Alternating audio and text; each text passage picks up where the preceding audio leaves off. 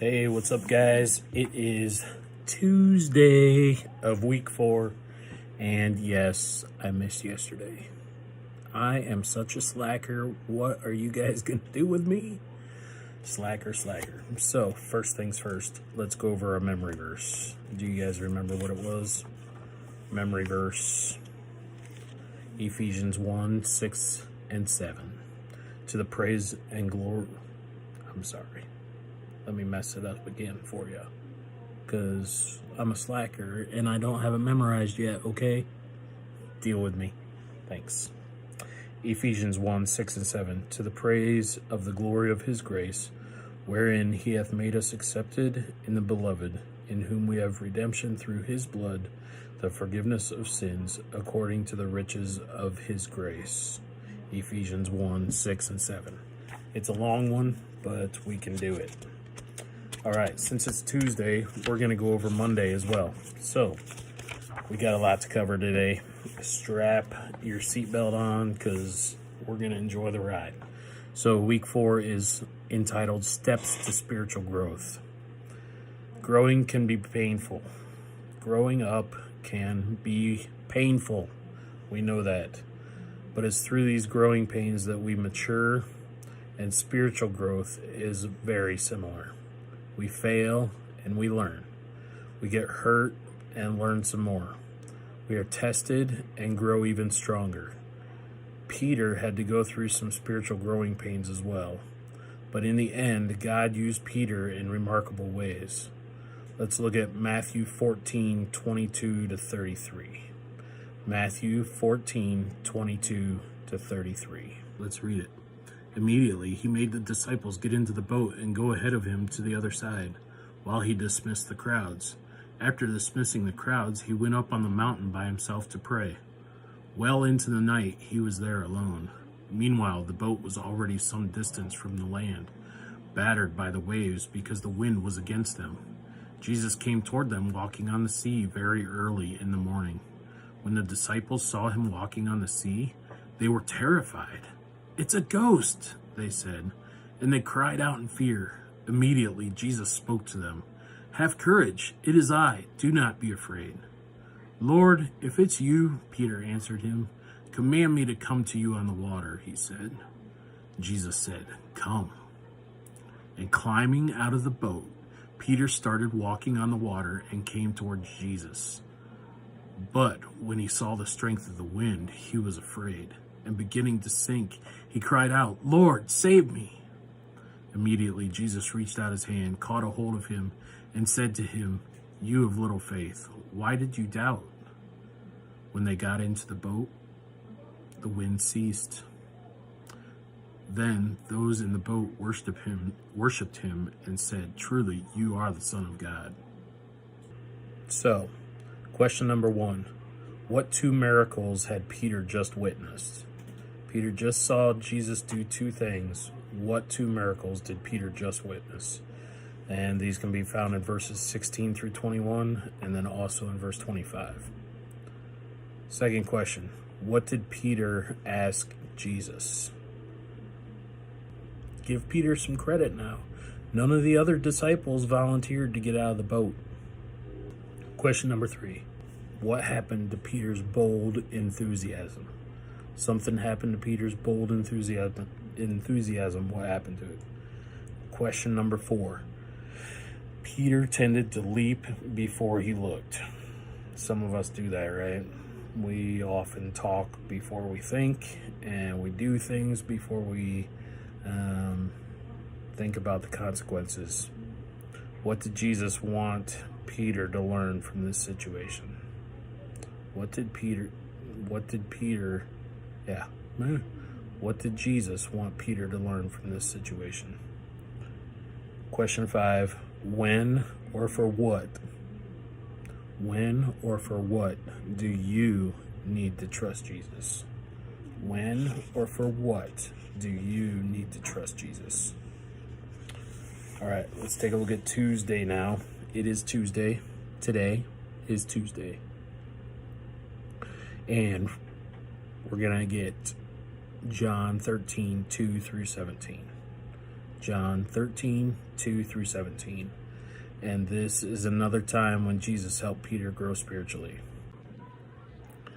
All right, let's take a look at John 13, verses 2 through 17. Now when it was time for supper, the devil had already put it into the heart of Judas, Simon Iscariot's son, to betray him. Jesus knew that the Father had given everything into his hands, that he had come from God, and that he was going back to God. So he got up from supper, laid aside his outer clothing, took a towel, and tied it around himself. Next, he poured water into a basin and began to wash his disciples' feet, and to dry them with the towel he tied around him. Jesus came to Simon Peter, who asked him, "Lord, are you going to wash my feet?" Jesus answered him, What I am doing you don't realize now, but afterward you will understand." "You will never wash my feet," Peter said. Jesus replied, "If I don't wash you, you have no part with me." Simon Peter said to him, "Lord, not only my feet, but also my hands and my head." "One who is bathed," Jesus told him, "doesn't need to wash anything except his feet, but he is completely clean. You are clean, but not all of you." For he knew he would betray him. This is why he said, "Not all of you are clean." When Jesus had washed their feet and put on his outer clothing, he reclined again and said to them, "Do you know what I have done for you? You call me teacher and Lord, and you are speaking rightly, since that is what I am. So if I, your Lord and teacher, have washed your feet, you also ought to wash one another's feet. For I have given you an example that you should also do just as I have done for you. Truly I tell you, a servant is not greater than his master, and a messenger is not greater than the one who sent him. If you know these things, you are blessed if you do them. I am not speaking about all of you. I know those I have chosen, but the scripture must be fulfilled. The one who eats my bread has raised his heel against me. I am telling you now before it happens, so when it does happen, that you will believe that I am he. Truly I tell you, whoever receives anyone I send receives me, and the one who receives me receives him who sent me." In this, question number 1, what was Jesus doing? What was Jesus doing? Question number 2, how did Peter react to what Jesus was doing? Jesus was doing something. How did Peter react to what he was doing? It bothered Peter to see his master serving in such a humble way, didn't it? Question number 3, what did Jesus want to learn? What did Jesus want to learn? What did Jesus want Peter to learn from this lesson? Jesus wanted Peter to learn something, and a little hint, it's found in verses 14 and 15.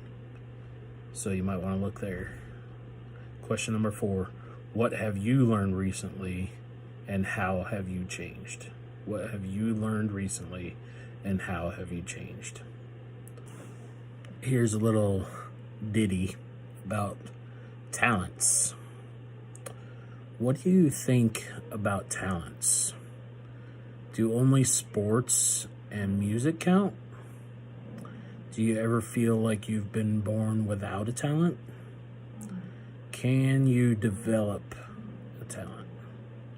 Before you think too hard about these questions, let's now look at a few talent myths.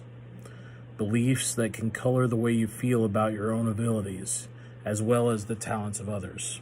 Myth number 1, some talents are more important than others. The world constantly bombards us with the messages about comparative worth of people. The ball player who rakes in $16 million a year is more valuable than a daycare worker, for instance, who earns minimum wage. A movie star whose latest picture merits a 5-minute interview on television is worth more than someone who tutors in a literacy program and doesn't get his or her name even mentioned in the paper. But God doesn't rate people according to their talents. In the family of believers, each person has equal footing. The members that seem weaker are just as important to the Lord as those who appear strong. And that can be found in 1 Corinthians 12:22. I suggest you look it up. 1 Corinthians 12:22. Myth number 2. If you don't have a talent now, you never will. Our bodies may stop growing, or in some case, maybe not. But emotionally, intellectually, and spiritually, we can continue to mature long after our bodies stop growing, even as long as we live. The process of growth frequently reveals new talents. Someone's talent for basketball may not be obvious until a growth spurt in high school pushes him or her over 6 feet.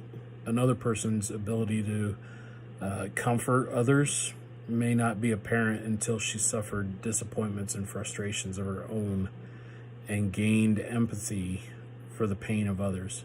Discovering, developing, and using talents is the lifelong adventure. Myth number 3. Talents are the same as spiritual gifts. Talents are potential abilities a person is born with. Talents include such capabilities as art, music, writing, athletics, or mechanical and scientific ability to talk, scientific aptitude. There are many others, however. Spiritual gifts, on the other hand, are new enablings that God and the Holy Spirit gives us when He brings us into God's family at the time we trust Christ. He endows us with these spiritual gifts to help us serve the Lord better. Some examples of spiritual gifts are giving, teaching, helping, showing mercy, preaching, and leading. God gives every Christian one or more of these spiritual gifts, and God gives these new spiritual enablings, but they need to be developed through our fellowship with Him and our service to others. Myth number 4. There are some talents that God can't use. That's not true. We know God can use every spiritual gift, but what about talents? It's easy to think of God using people with religious talents, a good singer who solos for the church choir, or a writer who writes beautiful poems for the church bulletin. If we stretch our imagination, we might add a coach of the church basketball team or baseball team, or the bus driver who organized a van pool to pick up disabled members of the church for Sunday morning worship. But what about faithful email? It is a great skill to have if your best friend moves to Kansas. But an email pal might also be just what a teenager of a missionary needs to keep from feeling lonely in a strange country. And a person who is good with electricity or a wrench could team up with the church's property committee. A person who is good with a computer could help design and maintain the church's website. The point is, every talent is a token of God's grace and a gift from God. James 1:17. Take a look at it. A talent that is given by God can be used by God. Myth number 5. Talents don't need to be developed. A great pianist needs hands that can stretch 10 or more keys. An athlete has to be able to endure a lot of physical exertion, but a pianist who doesn't practice will be stuck playing chopsticks. And a natural athlete who never works out will never do more than make a team. It takes study, it takes practice, and the use of a skill to make an inborn ability flourish. So what is your talent? If you don't know, try volunteering. Who knows? Building scenery for your youth group's play may uncover a talent for carpentry. Organizing a youth-led church service could help spiritual gift for leadership develop. And if you're one of the lucky ones who already knows what your talent is, start using it. Even a green thumb will turn brown if you let the weeds grow up around it. All right, guys, that was Monday and Tuesday. We will see you tomorrow, Wednesday. Bye.